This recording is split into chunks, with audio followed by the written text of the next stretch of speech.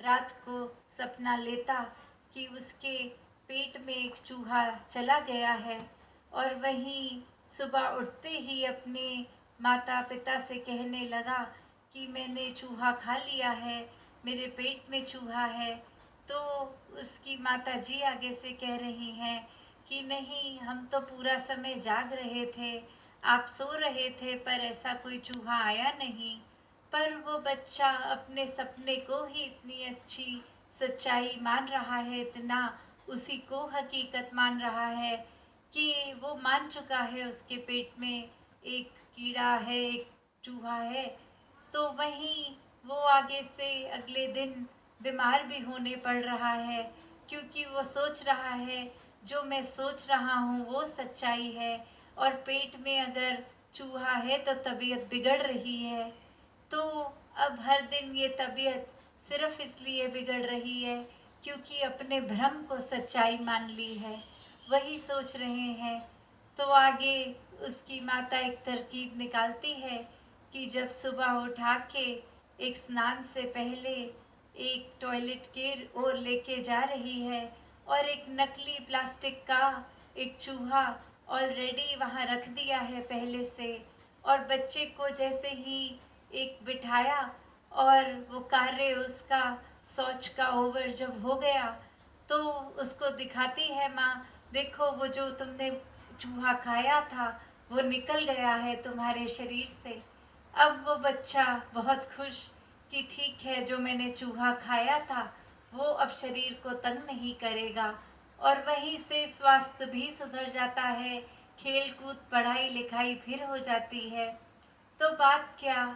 सिर्फ एक भ्रम को दूर किया गया। बात वही कि शुरू में कोई चीज़ अगर है नहीं, उसका वहम, उसका भ्रम पाल लेते हैं, और फिर अपने ही तरीके से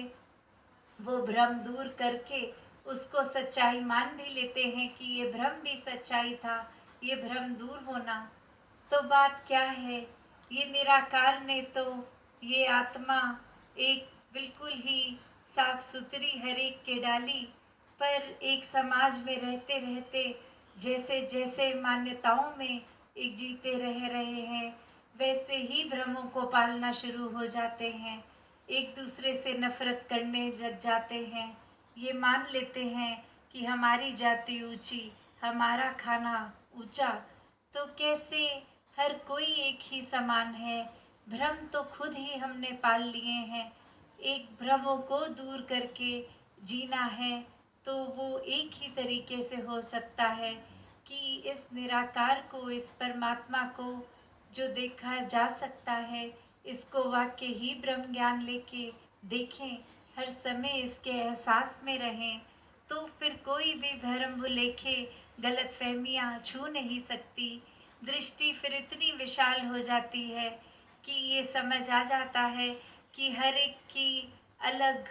रहना सहना, हर कोई चीज़ अलग उनकी मुबारक हो जाती है। जैसे एक बगीचे में तरह तरह के फूल, वो कितने ही सुंदर लगते हैं, उन सब के शक्ल आकार खुशबू एक, चाहे पहाड़ों में देखें, तरह तरह की जड़ी बूटियों के अपने अपने काम हैं, अपना अपना लाभ है। तो हर कोई को अगर एक जैसा बनाएंगे तो उनके अपने अपने लाभ फिर उपयोगी नहीं हो सकते। हर एक से,